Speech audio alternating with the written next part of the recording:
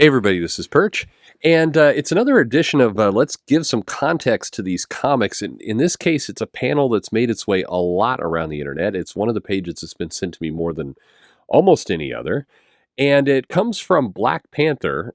In this case, it's coming from Black Panther number 13, and the page is up on the screen right now. Basically, in this page, Captain America is beating the ever-loving shit out of the Black Panther, and this one got a lot of unusual people mad.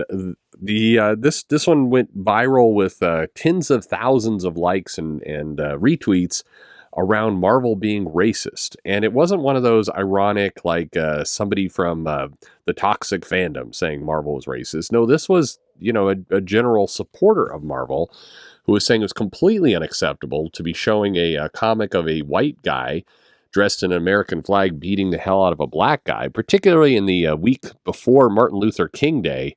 And so it got a lot of like, whoa, wait a minute. And Marvel has actually, there hasn't been a statement yet, but one's coming for sure. There's definitely, this crossed into other outrage.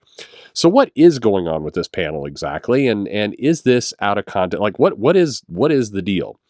So let me show it to you. And again, kind of like the last time I did this and times in the future, this is not, none of what I'm about to say is making a judgment call about whether a comic is good or bad. That's for you to decide. You decide any of that kind of stuff. I'm going to give you kind of the general history around it. I'll tell you my opinion, but for the love of God, have your own. Okay? That's the name of the game here. So this is Black Panther, and it's John Ridley, who is the writer on this. Of course, he's on DC as well for the I Am Batman, the Jace Fox version of Batman. And his run is coming to an end here in a couple months. He's basically telling two arcs. So the summary, the very TLDR version of all of this is that Black Panther has set up sleeper agents, or had set up sleeper agents around the world, and we'll get in more into that in a minute. And basically his plans are being found out. You know the Batman storyline where Batman has cataloged the Justice League's powers, and then Superman and Wonder Woman found out about that, and they were pretty pissed. Like, why you spying on us, huh? What you doing? And it created some mistrust amongst the trinity of characters. Well, this is the exact same thing. So as it turns out, in addition to setting up his version of the CIA, basically, the Black Panther has been cataloging the Avengers' powers and pretty much everyone, according to the comic, every superhero. And he's created a program called Kill Switch in the event that he ever needed to shut down these powers if he became threatening to the world and to Wakanda. And so if some villains got a hold of this tech and basically used it to shut down the internet and drive the Earth back into the Stone Age. This is something Captain America says. It's a little bit unclear why shutting off the internet would drive the world back into the Stone Age. I mean, granted, Twitter would go away, but I mean, I think it's a bit of an exaggeration. But okay, I mean, I know the world's very reliant on the internet, so okay, fine. We're going to have to go back to those credit card machines where you had the carbon paper and you have to rub the image of the credit card in order to get the anyway. So in this, when the Avengers found out about it, they basically kind of kicked the Black Panther out, said, "You're not welcome here," cast him away, and went off to go try and solve what's going on with the world, try and stop the bad guy. And, Black Panther is demoralized through all this. And we'll get into more of how we got here. But basically what leads up to this page is that the Black Panther goes, finds Shuri, gets a couple other allies to go, actually go fight this villain who's taken control of his tech, who happens to be one of T'Challa's old sleeper agents. And so he goes to go, stop him, but the Avengers intercept and basically say, look, we told you to sit this one out. We don't trust you. We don't trust, you getting your hands on this stuff again, and we don't trust your involvement. This is kind of a classic, the heroes have to fight each other before turning their attention to the villain moment. And so that's what they do. So basically Captain America orders Black Panther to stand down, say you're not coming on this one. I'm gonna, if you won't stand down, I'm gonna force you down. And Black Panther says this fight's been building between us, and basically forces the fight and says he won't go quietly, so they fight. And it's a short fight. It's a 2-page fight, basically, and Captain America has the better of him. But again, Black Panther is depressed and demoralized, so really doesn't even fight back. He just kind of just takes punches. He doesn't really do anything.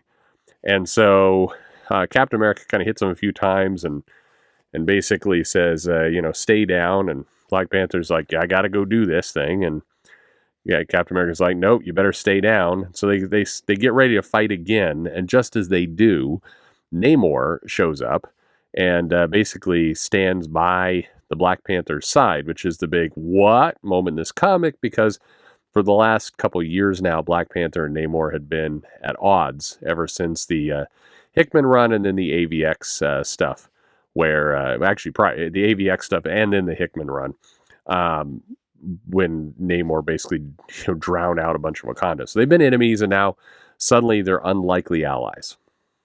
So that's what's going on. That's what this comic is all about. That's how we got here. No, it isn't just some kind of random white dude beating up a white black guy. Race actually doesn't play into, that this fight whatsoever. There's nothing about that. And the context behind it is actually both more convoluted and more simple than people think. So if you go back to kind of this entire run, it's a run that's not terribly well reviewed.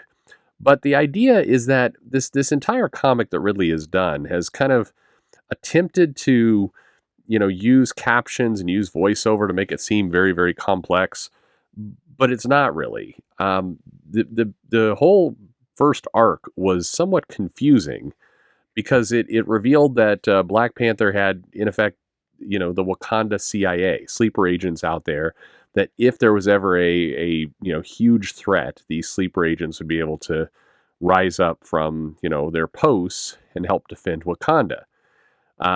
This is not a new concept, and it's a concept that is in play from, countries all over the world today, including America. And, it's not exactly the most horrifying thing in the world, but the comic treated it like this was some massive, horrible betrayal. It almost led to a civil war within Wakanda. That was the first arc.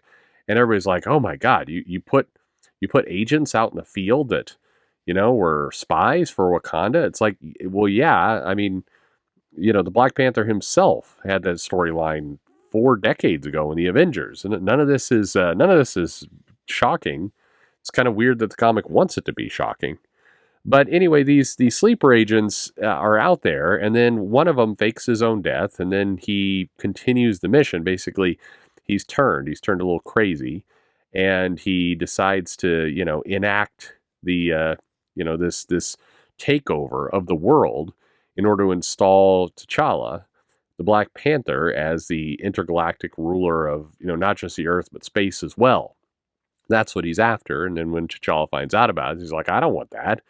I was just trying to make my version of the CIA, bro. What are you doing?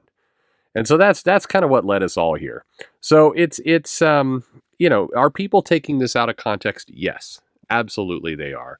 It's not that complicated. It's the classic kind of hero misunderstanding, beating each other up about it. Again, there's zero racial stuff about this page. It's not. It has nothing to do with he's black, that he's getting his ass handed to him. And the Black Panther isn't fighting back. Now, in the next issue, it's promised that we might have it. But the writer, John Ridley, the sad part about this entire run, this gets into my own opinion of it, I guess, is that it really is a knockoff of Batman and what he's done to the characters. And then just a couple other elements we've seen before. There's nothing particularly new here. The Civil War stuff was handled by Ta-Nehisi Coates in his run. And then the spying on the other heroes is classic kind of Batman. And when you're reading all of this, and by the way, the Black Panther has been written to be kind of a dumbass in this entire thing. He's not particularly clever. He's easily fooled. He's they say I'm after democracy, but not. They don't really explain how. It's just not it's all very flimsy, all of it. And it does look like a bunch of leftover ideas from Ridley's time on Batman that are being used here. For what it's worth, and I'll end the video this way with a little ask. They're going to relaunch Black Panther because, of course, they're going to, and he's one of the more major characters. But don't have him in the Avengers, and stop having kind of these types of storylines. We don't need to see the Civil War of Wakanda for the fifth time. Here's an idea. I've said this before. Just have T'Challa, Black Panther, be James Bond. Do that. Solo adventures, saving the world, certainly in the interest of Wakanda, just like James Bond is in the interest of the Queen and the UK. But you don't get a feeling like he's not running around saying, for the powers of Britain when he's trying to stop Blowfish. I mean, he's just saving the world. He's having adventures. T'Challa's a really cool character. Cool as a spy, got plenty of gadgets and tech, and there's just a lot you can do with him. And having the stories be that way would be pretty great. And maybe they could get out of kind of recycling storylines that they just keep doing over and over and over again. But anyway, there you go. There's the context by the page. The more you know, right? Thanks for listening.